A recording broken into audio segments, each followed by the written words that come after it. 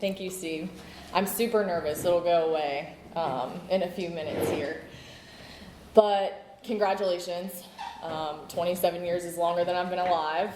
I just thought I would say that because it's kind of funny. It's a long time. And it just, when you were speaking about the history, it just made me think Alcoholics Anonymous existed long before I was born. And it's my job to make sure that it exists after I'm not here anymore. That's pretty much what you said, is that's all of our job here. And so my job tonight is hopefully to carry that message to you so we can carry it to other people. I do have a sobriety date. It is May 29th of 2021. My home group is There Is a Solution group. We are now in Cary, North Carolina. There's an old home group member here that I never thought I would see, which is just, again, the power of Alcoholics Anonymous. I'm able to have friends anywhere and everywhere that I go.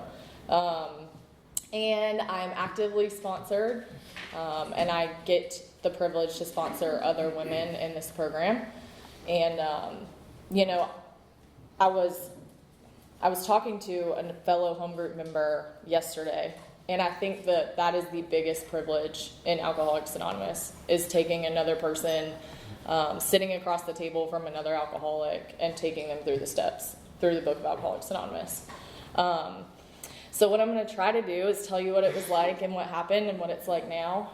I do like to talk a little bit about sobriety before I get drunk, just to make sure that gets to be a part of the story. But I'm a woman who absolutely loves Alcoholics Anonymous. Alcoholics Anonymous has not only saved my life, but it has given me a new one.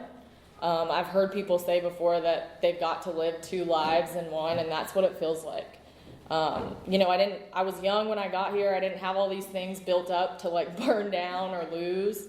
But I have things and, this freedom and a lot of things that I hopefully talk about later in my story that I didn't know were possible for me. The woman that walked into the rooms of Alcoholics Anonymous does not exist anymore. And, that's an absolute miracle. And I'm going to try to tell you how that happened.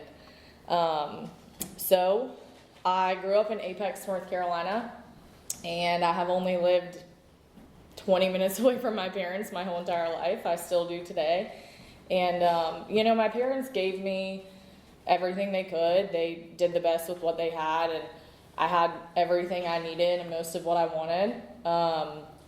There are some things that happened in my household when I was growing up that at the time I just thought they were normal. I have come to find out they aren't super normal, but I think everyone has those things. I don't blame my parents for my alcoholism or anything like that. And frankly, even if it is their fault, I don't think it matters, because I would still be in the same place, and at least there's a solution. So, I have one distinct memory from when I was young, and it was my mom. My dad had just gotten in a wreck, and he was driving a truck drunk, and he wrecked a trailer, and he wrecked the trailer in this ditch, and he ditched the trailer and drove away because he was drunk. And I was really young, and I don't think I knew that that's what he did at the time. But a cop came to our house, and right before that, my mom I think she said Dad went out, or I knew where my dad was, and I knew that my mom knew where my dad was. And this cop came to the door and asked where my dad was, and my mom lied to the man. And she said, I don't know what you're talking about. He's not here. And I knew he had done something bad. And, when she closed the door, I didn't say anything. But in that moment, I realized, okay, what happens in this house stays in this house. What happens, as long as you are looking okay on the outside, we don't really need to let anyone know what's actually going on. And I operated that way for a while.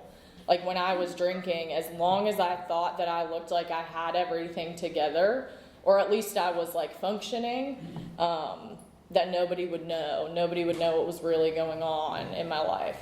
At that age, my earliest memories, I wouldn't say, you hear a lot of people from the podium say that they felt left out or they didn't fit in. I don't know that that was necessarily the case for me. I think that I felt less than. I felt like I always wanted something that I didn't have. I always wanted to be somewhere else. I always wanted to have something else that someone had. And really, I had no reason to feel that way. Like, my life was just fine. I didn't have this horrible childhood, but I was just never comfortable where I was. I would walk into a room and compare myself to everybody. She's prettier than me, he's funnier than me, I'm not smart enough, I'm not good enough. I felt that way from a very young age.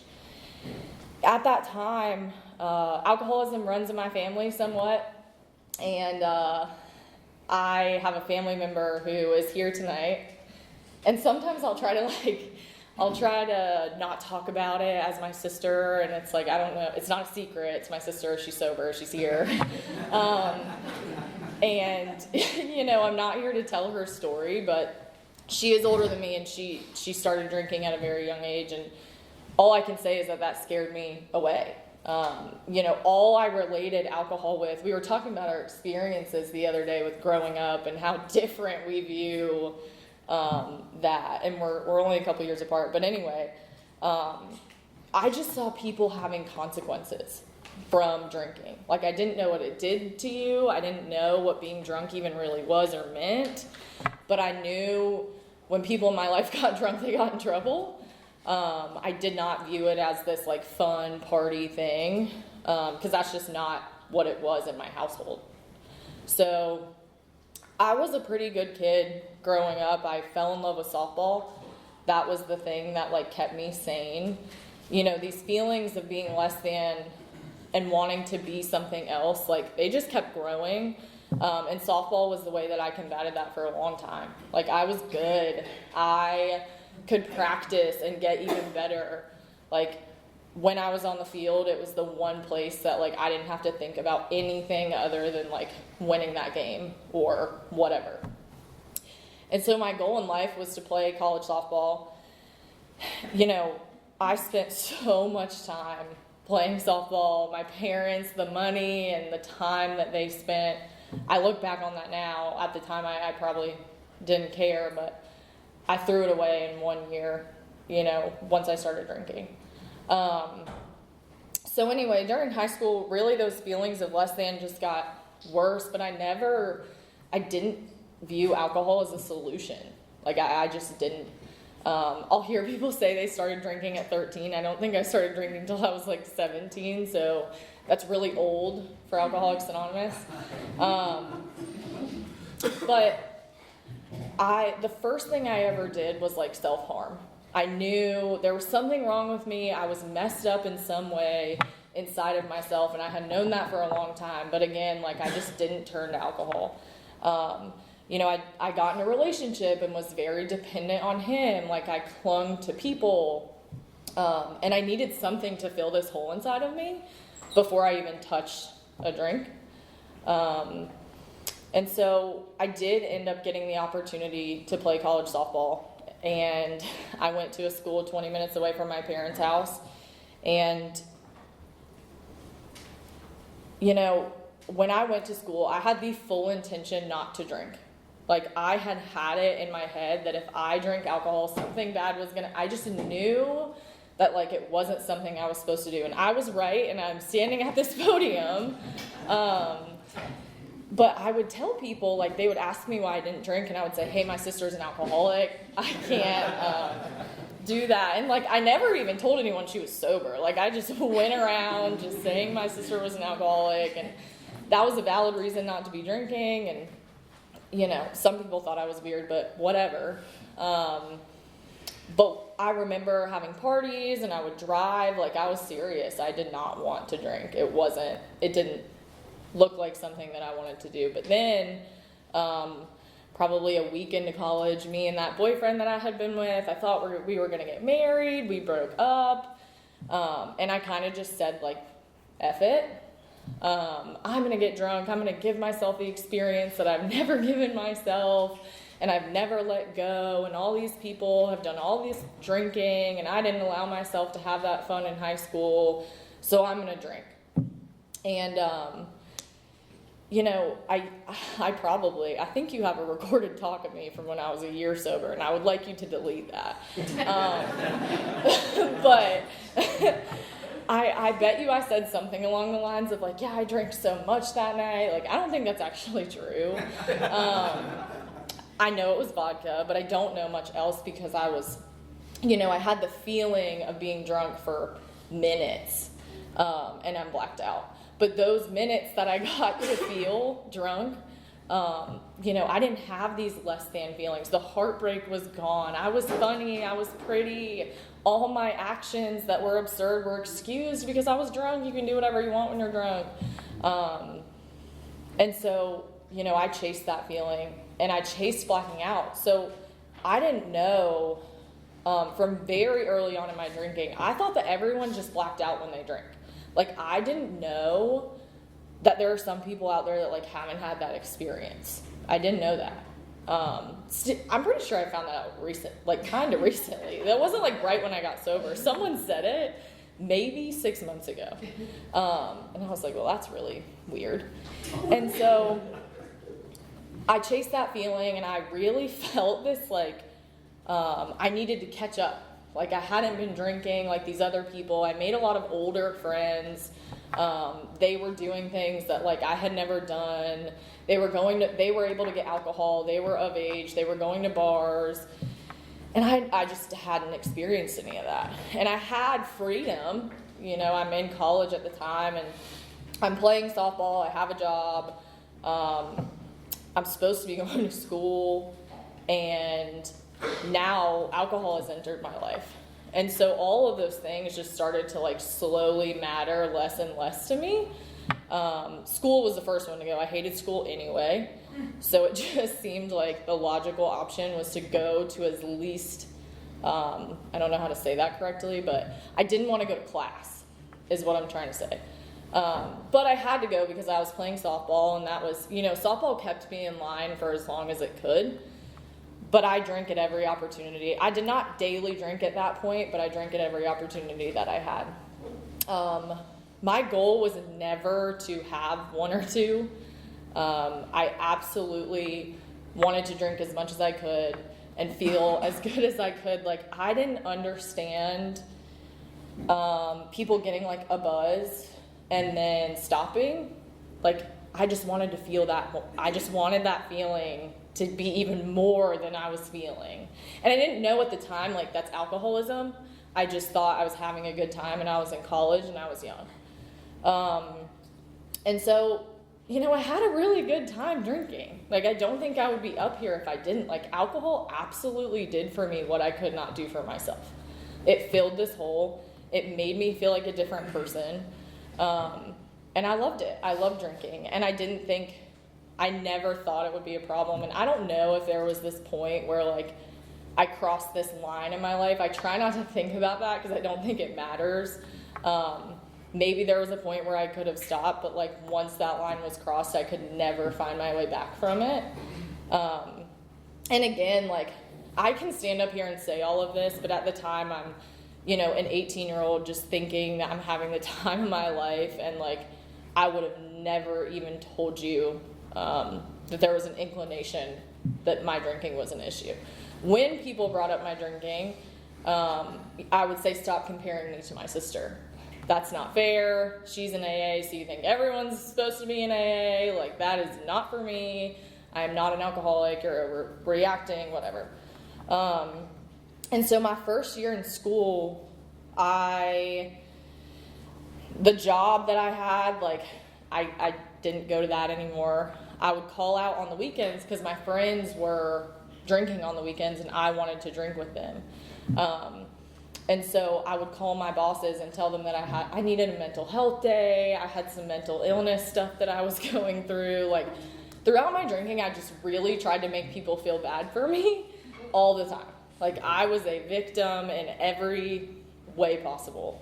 And I felt bad for myself. Like, that was the bad part. It's like, I genuinely thought that I was a victim of this world, and it had just dealt me a bad hand, and, like, that's just not the truth.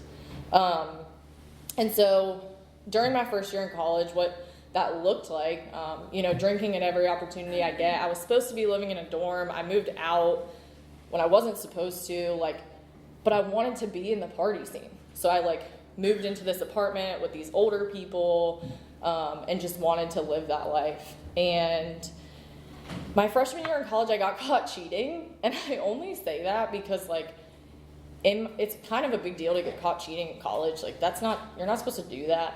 And I had to go in front of this board and all these things, and I almost got kicked out of school. And at the time, like, I was absolutely justified in cheating. How am I supposed to drink every night, go to these parties, wake up for softball? Like, who isn't cheating? Like, that's what I thought. And maybe I was just a bad cheater. But I don't think so. And so again, like, just justifying my actions to do what I wanted to do. So the summer after my freshman year, what time am I supposed to end? 8?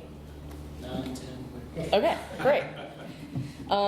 So the summer after my freshman year, I had to go home and live with mom and dad, and I quickly realized I was not going to be able to drink the way I wanted or really do the things I wanted to do living with mom and dad. And so what I would do is I would take all of my stuff and I would put it in my car, and I would live with my boyfriend or my girlfriend or just a friend. I knew mommy and daddy were always going to let me back at their house, but like, I didn't want to be there.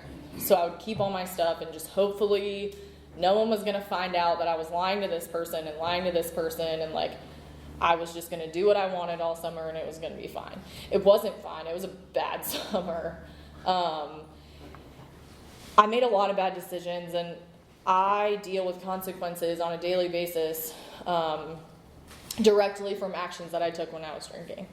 And I will for the rest of my life. I think I was 19 at this point, and I just had no care for myself, for anyone else's safety. Like, I thought I was having a good time, and I just want to do what I want to do. I didn't think there was anything wrong with that. Like, I thought one day I was just going to grow up. And like, I would hear that later in my drinking. Like, hey, Julia, you just got to grow up, dude. You got to grow up. And that's what I thought my problem was. I thought that one day I was going to like become a real adult and everything was going to be fine. But as I continued drinking and it continued to progress, I realized like I didn't know how to do that. And so I tried to go back to school. I got caught cheating again, which is really bad. And, and then, I'm 19 years old. I've just made a mess of my life at this point. Like, nothing's really, it's not horrible, but there's nothing in my mind. It's like, I don't want to live. Like, I don't know how people even make it to 25 years old. Like, that blew my mind. That like people could graduate college and have these lives and jobs. Like, my parents, how do you have kids? That is crazy. I just didn't get it. And I didn't want to get it. Like, I had no aspirations. Softball didn't matter anymore. School didn't matter anymore. I started to drift towards people who were doing other things. Like, my friends were kind of cool with drinking, and yeah, I took it too far sometimes, and yeah, sometimes, like, they got annoyed with me because they would send me in an Uber home, and I would pee in the Uber and, like, cause problems for everyone. Just, like, stuff like that. It's just not fun for your friends to deal with. But then, like, I started using other substances or stuff that, things that they just were like, hey, that's kind of too far. And so what I thought is I just need to start hanging out with the people that want to do what I want to do. And that didn't go very well. And by 19, I tried to take my own life. I was unconscious for 2 days. And, my sister and my brother-in-law fly in from Colorado. My little brother, he told me recently that was the scariest day of his life. And if you would have asked me when that happened, and if it even affected my little brother, I would have said, no. Why does he care? Like, he's young. He doesn't even know what's going on. I was just so self-absorbed at that point in my life. My mom just broken, and my dad confused, and I wake up with this tube in my throat, and I'm just pissed. Like, no empathy. I don't care that everyone's there crying. Like, I may have told you at the time that I did, and I probably wanted to. But I didn't. All I felt was anger. And I don't remember exactly why I felt angry, but what I can assume is, number one, there was a tube in my throat, and that was not fun. But also, I didn't want to live anymore. Like, I did not want to live. I just wanted it to be over. And so now I have to, like, explain myself for what I just did. and probably like admit that I need some help or something. And I didn't want to do that either. And what it looked like for the next 3 years was just this same vicious cycle of, you know, my drinking and using continuing to get worse. I probably moved like 12 different times in 2 years. But it was other people's fault. Like, it was always the other people that I was living with. You know, they were the problem.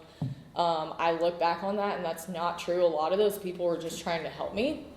But I didn't realize that. I thought people were trying to control me. You know, making comments about who I was seeing or what I was doing or why are you drinking at 3 p.m. on a Wednesday? I became the friend that, like, your significant other doesn't want you around. Like, one of my best friends, her boyfriend, we would start drinking together at like 11 a.m. and he would make a point to be like, hey, can you and Julia please not drink? We're going out to dinner tonight. Because, like, he knew that if she started drinking with me, we have no idea what's going to happen. No idea. And I don't care. And I could never, I wasn't in a relationship. Like, all my friends are starting to, like, get engaged and get in relationships that are pretty serious. And mine were, like, horrible, and I hated every single person I was with, and they hated me. I wasn't a good partner. I wasn't a good friend. I wasn't a good daughter. I wasn't a good sister.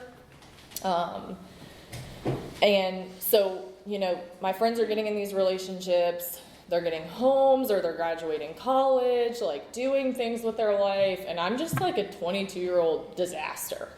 Like, I have now dropped out of school or just left, kinda. I don't know. I don't have a degree. I just decided school, I'm just not a school person. School is, at the time, like, school is just not for me. But really, like, I wasn't going to class because I was drinking. Like, all I wanted to do was party with my friends. And so school's gone. I have a job coaching young women in softball. That was my job that I got before I got sober. And, you know, I was in a relationship with a adult, and so I thought that was going to make me grow up. It didn't. He was not an adult. He was a drug addict. And it just plummeted from there. You know, my life just continued to just become this giant mess, and, like, I kept digging myself in this hole that I just had no idea how to climb out of. And so I had this job. I was coaching young girls, and, you know, I would drink on the way to their games sometimes. I would go to the gas station and, like, chug beers in between games and just put sunglasses on and hope that nobody noticed. You know, go snort a line in my car, like, whatever could get me through the day was what I was going to do. And, you know, I look back on that and, like, these are literally 10-year-old girls, and, like, their parents are trusting me with them, and I did not care at all. I didn't care. And it had gotten to the point where, like, what my days looked like were waking up, and, you know, my partner and I, we were going to talk about how we were going to get what we needed to get, and who was going to get what, and who was going to go where. And every night when I came home, well, sometimes I would drink on the way to work. Like, I'm driving around Apex, North Carolina, 10 a.m., like, on the way to coach these girls, drinking while I'm driving.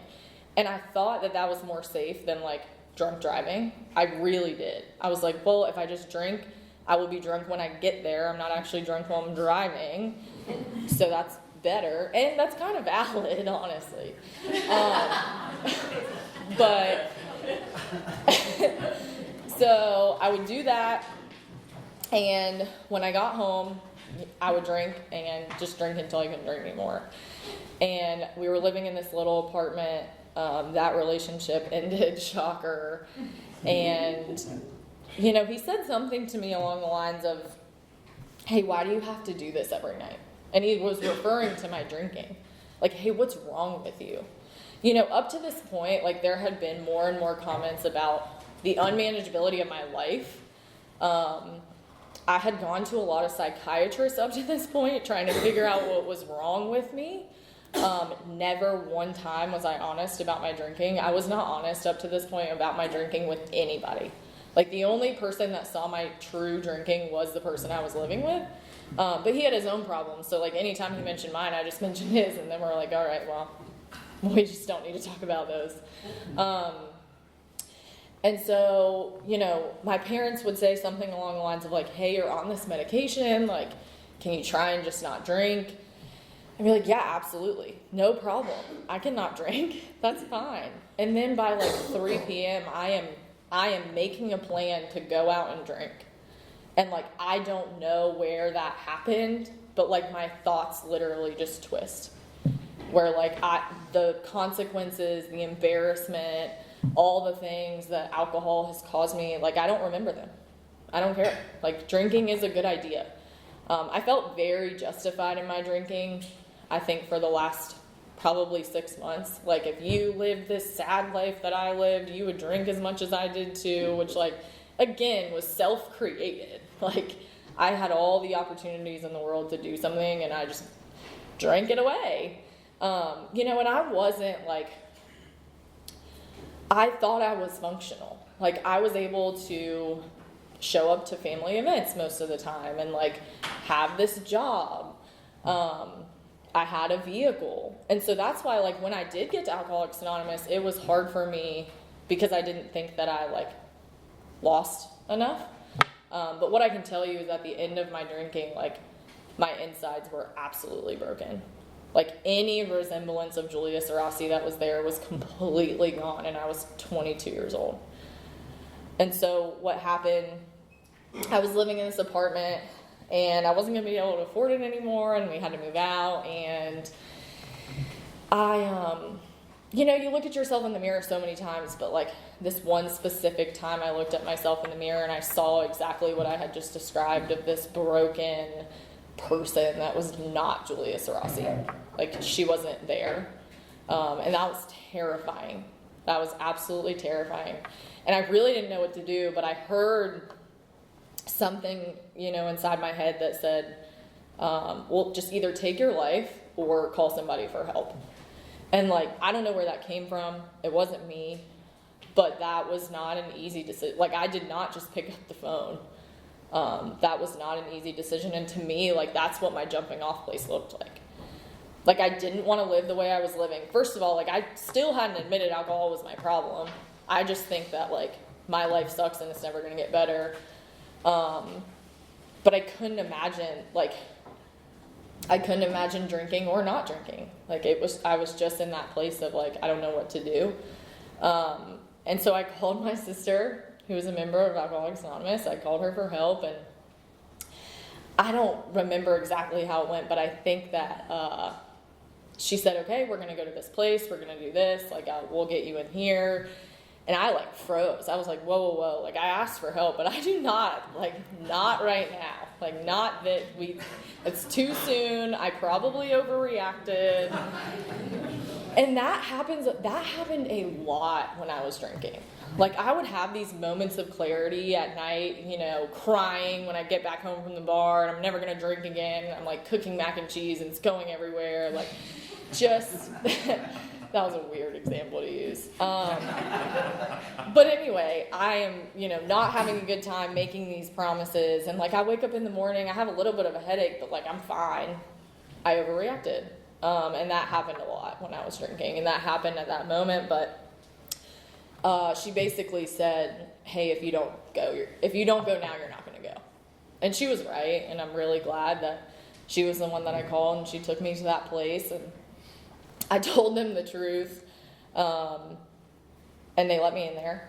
And I told them too much of the truth, and they involuntarily committed me.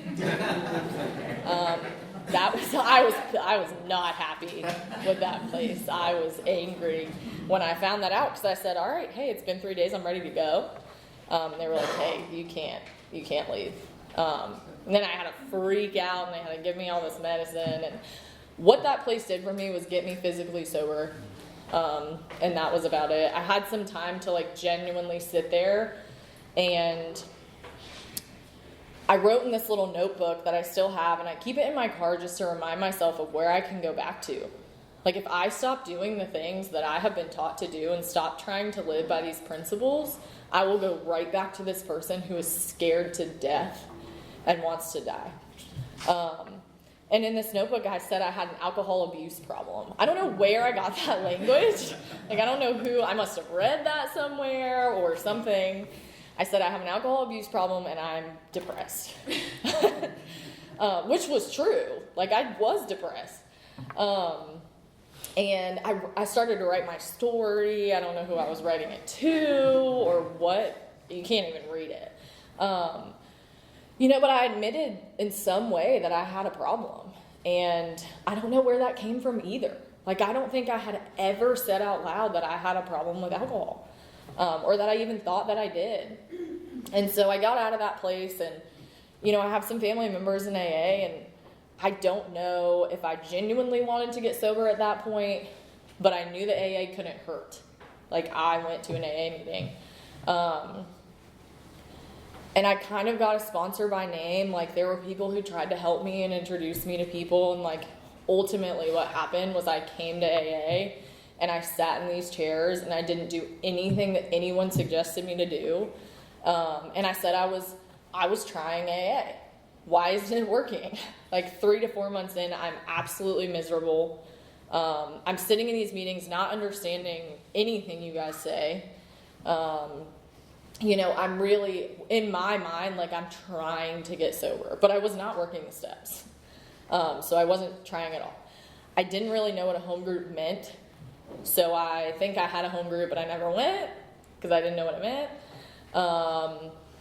I may have worked the first step with a sponsor, but I don't know what that means at that time. And I would share in meetings like, hey, I'm young. Like, I really think I need to try one more time.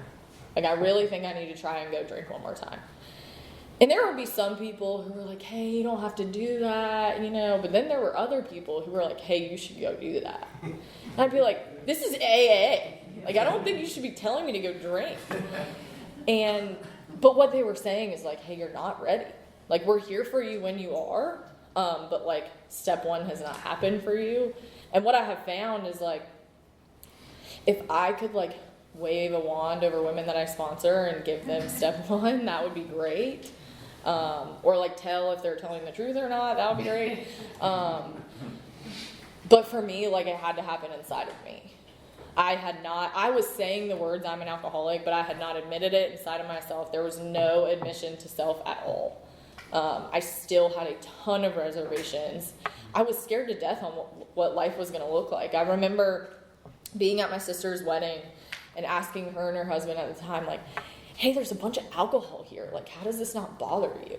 Like, I was genuinely mind blown that, like, they could be in. I just thought I was going to have to, like, stay away from alcohol for the rest of my life. Like, I can't see it. It's not there. It doesn't exist.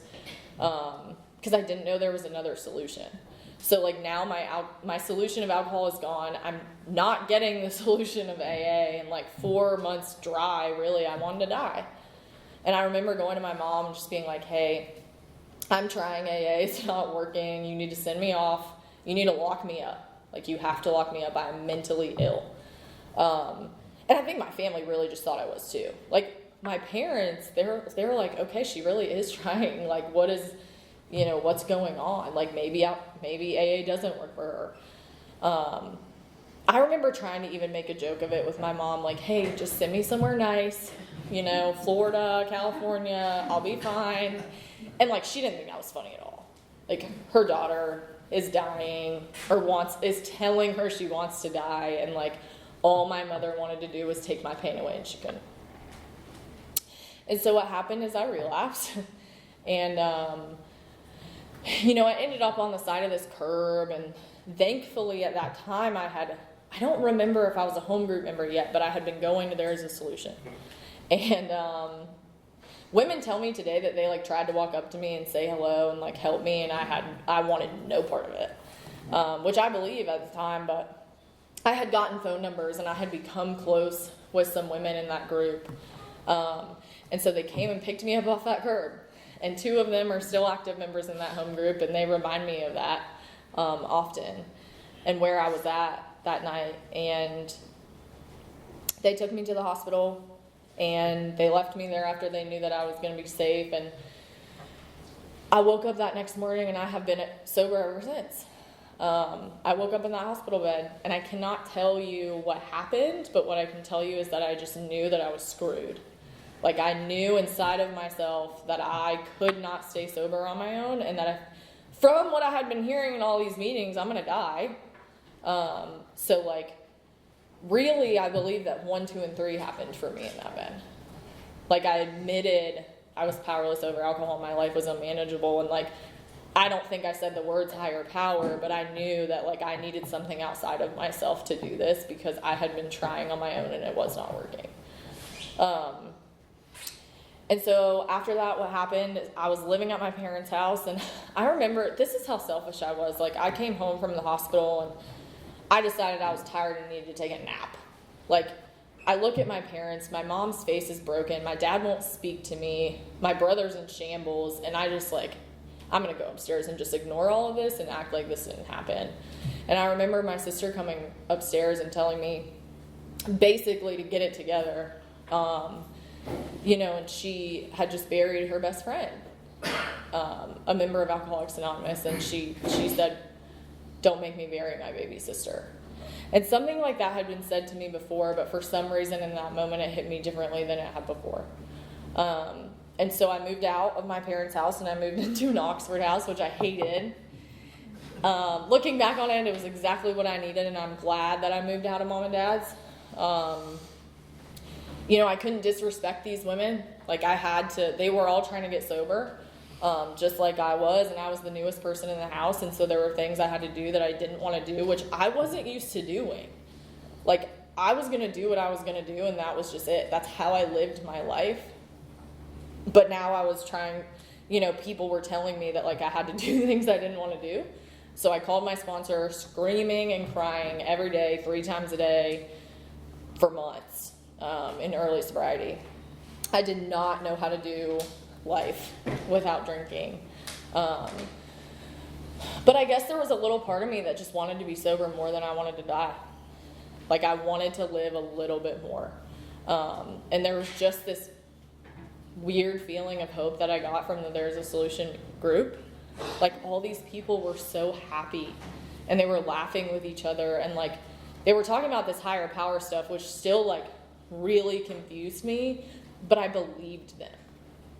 Like, I really believed that if I did the things that they were doing, and I did the things that they said they were doing, that I could probably have some sort of what they had. Now I call it freedom and peace.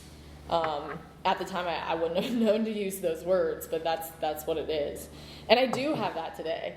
And I have developed this relationship with a power greater than myself. But at the time, I thought that was a really weird solution. Like, I thought I just needed to stop drinking, and that has not been the case for me at all. I have had to change completely as a person. Everything about me had to change. And there's still, 6 and 7 are real. Like, there are still some things that I need to work on. It doesn't mean that I'm perfect, but I started to learn ways to, like, handle problems. I don't have to avoid everything, but I don't have to be super confrontational either. Like, I can just do a 10th, 11th, and 12th step every day, and, like, I'm gonna be okay. That doesn't mean that I'm not gonna do things wrong. That was something I struggled with a lot in early sobriety. Like, I thought, because I was trying to live this new way of life, that, like, I needed to do everything perfectly, and, like, what is God's will for me? And, like, I made it way more complicated than it needed to be. But what I will say is that my sponsor took me through the steps really quickly, and I don't know that she said these words, but what I heard was, you better sponsor people or you're going to die. And so I, at 3 months sober, she told me I had to sponsor people, and that was terrifying. 3 months doesn't look good on a sponsor resume in my mind. Who wants a sponsor that has that 90 days sober? And, almost immediately after that, I went into a treatment center. That was one of the first forms of service that I was ever introduced to, was going into treatment centers. And I still love to do that today when I get the opportunity. And a woman asked me to be her sponsor, and I was terrified. And that woman is still sober today. I'm not her sponsor. But that is not any doing of mine. I was probably the worst sponsor. I don't know. But I say that to say that, like, I'm not that powerful. Like, that's what I've learned in this program, is that I can't keep someone sober. I can't make someone get drunk. Like, I don't have that power, and I wish I did sometimes. But that's what I learned. If someone wants to get sober, they're going to get sober. And so my whole sobriety, this far, I have been involved in service. Same thing. If I don't do service, I'll die. Like, that's what I heard. And so I just, like, did those things. I got super, super involved in my home group, which I still am today. I got super involved in service. I got a service position. I got the Grapevine rep, which I got that because it was the only one I qualified for. Anyway, I started sponsoring other women, and, I've done that my whole sobriety too. Like, those 3 things, having a home group and being involved, trying to treat people the right way at that home group, right? Like, am I going to my home group and sitting down in a chair and just, like, not talking to anybody? Yeah, sometimes I do that. But it's very few and far between. Like, I'm shaking hands at the door, which was very uncomfortable at first, but now it's just, like, what I do. My mindset about things just started to slowly change. And, like, the change, what it says in our literature about, like, people seeing it in you before you see it in yourself, like, that really did start to happen. And now it's just, like, I react to things differently. Like, I can handle situations. There can be chaos going on around me. What does it say? Match calamity with serenity. Like, that statement is what my life started to look like. And so I started going to all these different events that I could. I was going to Freedom from Bondage and all these things. I just wanted to be out of the Oxford House in early sobriety, so I would do every single thing that I could, and it mostly involved, doing something for AA. And so I've gotten, like, there's a lot of faces here that I know, and that's so cool, and it's through those events and stuff. And I started to have fun. Like, I remember the first time that I belly laughed in sobriety. And then I went through this really bad period where someone would be sharing and I would think about something and then I would start laughing, and, like, I had to make amends a lot for people thinking I'm laughing at their shares when I wasn't. But, like, I started to be able to genuinely feel joy again. Like, that was an incredible feeling, and my life is full of joy today, and I get to have so much fun today. I am reliable. From going to Freedom from Bondage, a corrections conference, I have been given the opportunity to take a meeting into a prison. That's been super crazy, and I thought that I had nothing to offer these women. I haven't been to jail. Like, that was part of my reservation when I got here. Like, I thought I had to have a DUI to qualify for this place. And that's not what I'm sharing with them.